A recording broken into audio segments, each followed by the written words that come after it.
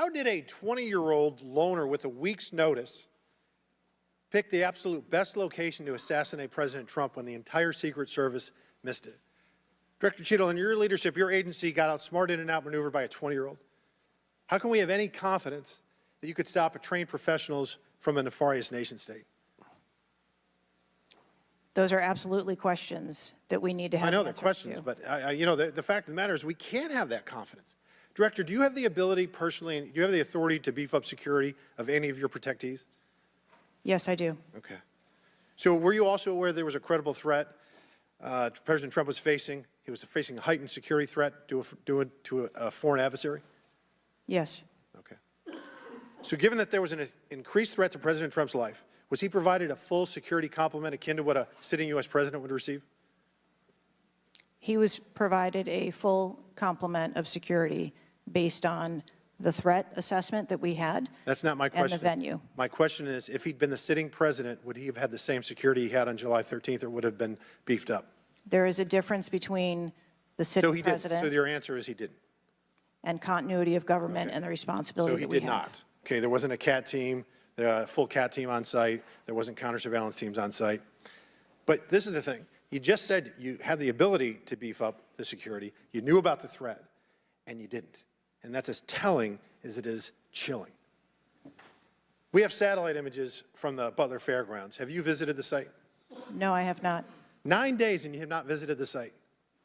You should have been there that night. Did you talk to, that evening, did you talk to the team, the heroes that surrounded the president? Did you call them that night?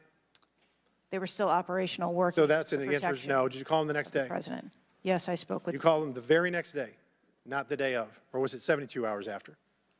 I don't know the timeline, but I spoke with them. Okay, because you're under oath. Immediately following. I think it was 72 hours after. You waited 3 days. What is immediately clear is that there are a number of structures that need to be secured. Of these, Director, other than the first, immediate 4, what's the most dangerous site that should have been secured? Because Security 101, you got to mitigate the high ground.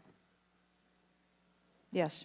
Okay. Do you know what the next most dangerous site, what was the closest structure to the president, other than the 4 immediate ones that you had your counter-sniper teams on? There are a number of structures around that event site. You know who the shooter knew? The shooter has visited the site 2 more times than you have, and he had a drone, and he picked the AGR building.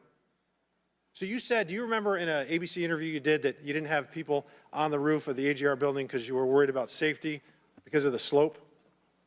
I recall that statement. Okay.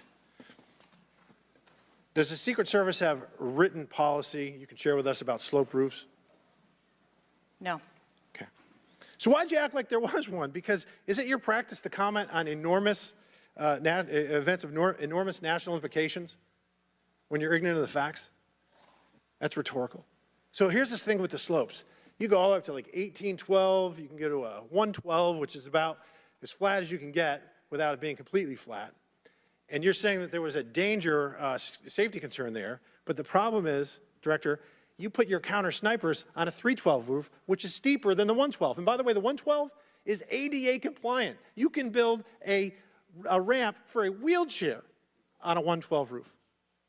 So these are nothing but pathetic excuses, and they make no sense, and they're a bunch of cow dung. All the law enforcement I've spoken with over the last 9 days are amazed that the AGR rooftop was not secure. And you want to know why? Because it's dangerous. I have never had any long gun training in my life. I own an AR-15, and last time I shot it one time my whole life. It was 6 years ago. That is until Saturday, where we recreated the events in Savoy, Texas. We recreated what happened in Butler. I was lying prone on a sloped roof at 130 yards at 6:30 at night. And I knew that he had a scope. I didn't know what kind, red dot or magnified. So I shot 8 rounds from both. You know what the result was? 15 out of 16 kill shots. And the one I missed would have hit the president's ear. That's a 94% success rate. And that shooter was a better shot than me. It is a miracle President Trump wasn't killed. Corey Comparator's life is over because that damn shooter made it on the roof. And it wasn't the roof that was dangerous. It was a nut job on top of the roof. You know what else is dangerous? I believe your horrifying ineptitude and your lack of skilled leadership is a disgrace. Your obfuscating today is shameful. And you should be fired immediately and go back to Garden Doritos. Mr. Chairman, I yield back.